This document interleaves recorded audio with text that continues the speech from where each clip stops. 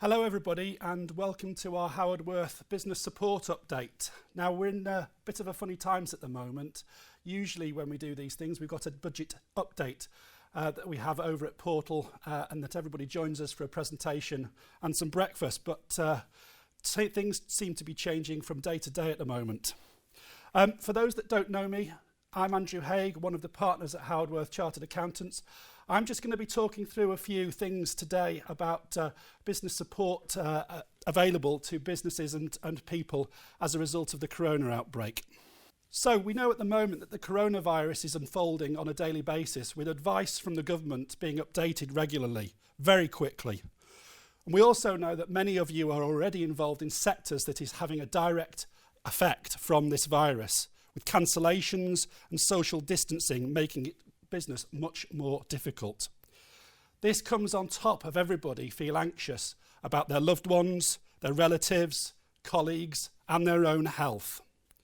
So we're doing our best to keep ourselves ahead of the developments, and we'll continue to do our utmost to support our clients in these unprecedented times at the moment.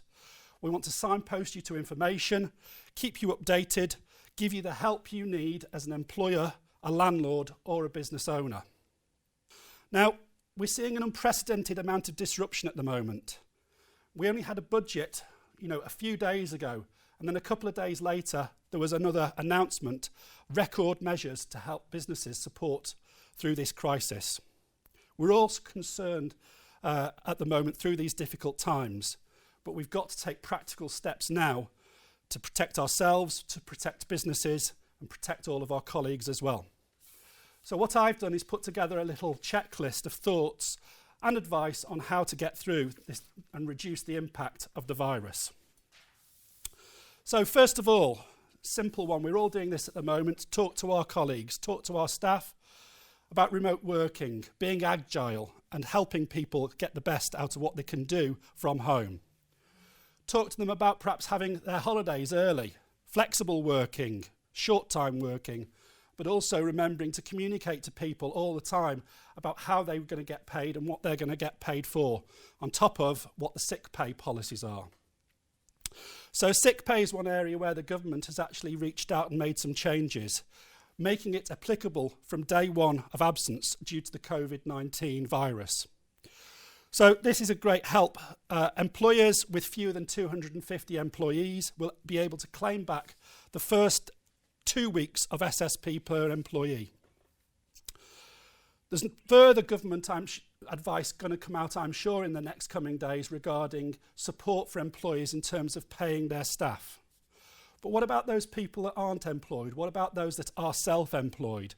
They'll also need to support help, and they're going to have to do that through the benefits system. So the government have confirmed that the self-employed are going to have to claim from the first day of illness or self-isolation instead of waiting 7 days. The problem with this is they're going to have to do this through their benefits office and it's going to be processed under universal credit.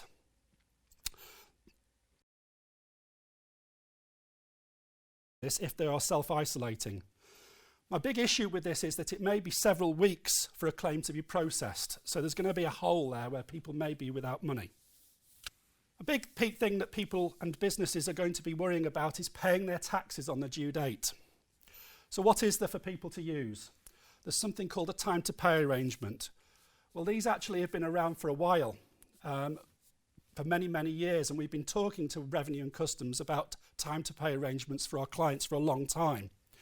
What can you actually get a time to pay arrangement? Really, any tax, PAYE, construction industry scheme, VAT, corporation tax or personal tax. So what are they offering? Well, the Revenue are actually offering time to pay applications, and they may even waive interest and penalties on late payment for those struggling to make their cash payments, their tax payments. So obviously people are going to be trying like Billio to contact these lines. So the Revenue have actually introduced and added a further 2,000 people to help businesses and self-employed people contact them who are in financial distress. Despite that, we are still finding, for the clients that we're calling the helplines for, very long delays at the moment. It's a struggle to get through. Those who call the line can get advice and help from the Revenue. This may be about instalment options, payment monthly, the suspension of debt collection procedures, cancellation of penalties interest as well, where the business have administrative difficulties. What I would say is you need to contact and keep on trying to contact the revenue. The lines are open from Monday to Friday from 8 a.m. to 8 p.m. And from Saturday from 8 a.m. to 4 p.m. as well. So please give this number on the screen a call. Give them a call. If you need any help or advice or assistance in doing this, please give us at Howard Worth a call. We'll be only too happy to help. Another big area that has been in the news recently is the Covid Business Interruption Loan Scheme. What is it? Well, this was one of the big announcements the other day. It is a guarantee scheme basically for UK-based businesses operating in eligible sectors to access funds that are guaranteed by the government. What I would say is, though, there's a few caveats on that, and advice is coming out daily on this, but you would have to have a sound borrowing proposal in the first place, but the inadequate levels of security to meet a lender's normal requirements. So what they are doing is offering that security. So there can be different things and different terms that you can access this over, but what I would say is the banks and the lenders will look at your own commercial or personal assets first. They must be pledged before utilising the scheme. So that might be a problem for some people. Business rates. So another area of action that the government has provided support for is people available to accessing funds from their local authorities to provide a grant of up to £25,000 per business. Now, this is available for companies that are already benefiting from the small business rate relief. Now, the problem with this is the process for actually applying for this and claiming this grant is currently unclear. And it's going to be based on what your local authority also does. And again, the application process might differ from authority to authority. There is also the announcement that the government will abolish business rates for businesses that are in the hospitality, retail and leisure sectors. So what's clear from all of this is that we need an action plan. If you've not already started one, you need to do it now. And what could that look like? It could be deferring your business rates, claiming the deferrals, claiming the reductions, or claiming the grant that's available. Look at your rent and talk to your landlord if you need to negotiate a deferral of your rent payments. You need to be in touch with your bank manager to talk about what facilities you already have that you can utilise, or potentially new unupdated facilities, including perhaps capital holidays on loans that you have. We've talked about the new government Covid Business Interruption Loan Scheme as well. That is available for people, so you need to be talking to your finance providers now about that. There's traditional things that we can talk about though. Deferring your capital expenses, accelerating the income in if you can do, deferring payments.